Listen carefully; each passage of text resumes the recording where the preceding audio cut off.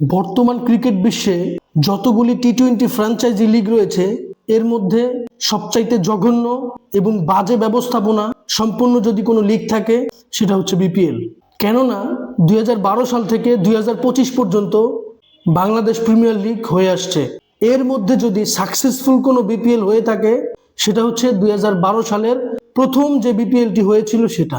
এর পরবর্তীতে আর যতগুলো বিপিএল হয়েছে সবগুলো বিপিএল আলোচনা, সমালোচনা, ফিক্সিং, অসংখ্য বিতর্কের জন্ম দিয়েছে। অতীতে বিপিএল এর যত কেলেঙ্কারি রয়েছে সব কেলেঙ্কারিকে পিছনে ফেলে দিয়েছে লাস্ট যে বিপিএল হয়েছে সেই বিপিএলটাতে। এর মধ্যে যে দলটি অন্যতম ভূমিকা রেখেছে সে দলটার নাম হচ্ছে দুর্বার রাজশাহী। বাস ভাড়া, হোটেল ভাড়া, প্লেয়ারদের পারিশ্রমিক থেকে শুরু করে এমন কোনো কিছু ছিল না যেটা দুর্বার রাজশাহী বাদ রেখেছে। একটা দেশের ফ্র্যাঞ্চাইজি লিগকে ধ্বংস করে দেওয়ার জন্য এর চাইতে আর বেশি কিছু নাই। ওয়ার্ল্ড ক্রিকেটে বিপিএল কে ঘৃণার দৃষ্টিতে দেখা হয়। বিপিএল কে সবচাইতে লো ক্যাটাগরিতে রাখে ওয়ার্ল্ডের টপ প্লেয়াররা এবং অনেক বিতর্কের জন্ম দিয়ে আবারও বিপিএল মাঠে গড়াতে যাচ্ছে। তবে দলগুলোর ফরেন কালেকশনের দিকে লক্ষ্য করলে দেখা যায় বিপিএল এর কি অবস্থা। এই মুহূর্তে দুবাইতে ইন্টারন্যাশনাল টি-20 লিগ চলছে। এই টুর্নামেন্টের বিদেশি কালেকশন দেখেন, এই টুর্নামেন্টের কোয়ালিটি দেখেন আর আমাদের বিপিএল এর কোয়ালিটির দিকে লক্ষ্য করেন, আকাশ পাতাল পার্থক্য। কেন আমরা এত পিছিয়ে গিয়েছি? কেন বিপিএল এর প্রতি কারেন্ট টপ ক্লাস প্লেয়ারদের কোনো আগ্রহ নেই? নিঃসন্দেহে এর জন্য আমরাই দায়ী। বিগত 2 আসরের চ্যাম্পিয়ন ফরচুন বরিশাল এইবার বিপিএল এ নেই। মাত্র 6টি দল নিয়ে বিপিএল শুরু হতে যাচ্ছে। ঢাকা, চিটাগাং, রাজশাহী, খুলনা, সিলেট, নোয়াখালী, সেটা নিয়ে অনেক বিতর্ক রয়েছে। তবে সবচাইতে দৃষ্টিকটু যে বিষয় সেটা হচ্ছে 2025-26 বিপিএল এর নিলাম।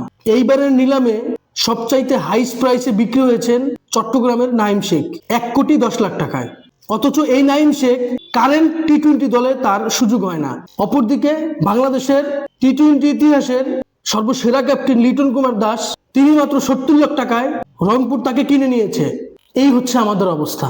এই বিপিএল এ কয়জন টপ ক্লাস ফরেন কালেকশন আছে? অধিকাংশই শ্রীলঙ্কা এবং পাকিস্তানের আউট অফ ন্যাশনাল টিম, যারা অনেক দিন আগে খেলেছে, রিটায়ার্ড হয়ে গিয়েছে, যাদের বর্তমান টপ ক্লাস কোনো পারফরমেন্স নাই, সেই সমস্ত প্লেয়াররা বিপিএল মাতাবে। এর চাইতে দুঃখজনক, লজ্জাজনক আর কি হতে পারে? আমাদের 1400 কোটি টাকা, আমাদের এত কিছু, অথচ ফরেন ক্রিকেটাররা আমাদের বিপিএল নিয়ে ঠাট্টা করে।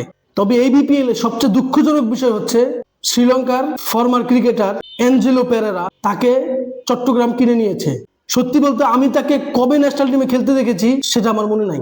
এবং তার মতো জঘন্য লেভেলের প্লেয়ার যে কিনা নিষিদ্ধ প্রিমিয়ার লিগ খেলে, যার কোনো অস্তিত্ব নাই ওয়ার্ল্ড ক্রিকেটে, তার মতো প্লেয়ার যখন বিপিএল এ খেলে তখন বিপিএল এর স্ট্যান্ডার্ড কোথায় যায় সেটাই বলার বাকি। অথচ বাংলাদেশের সর্বকালের সেরা 2 জন প্লেয়ার মুশফিক মাহমুদুল্লাহ তারা অবিকৃত।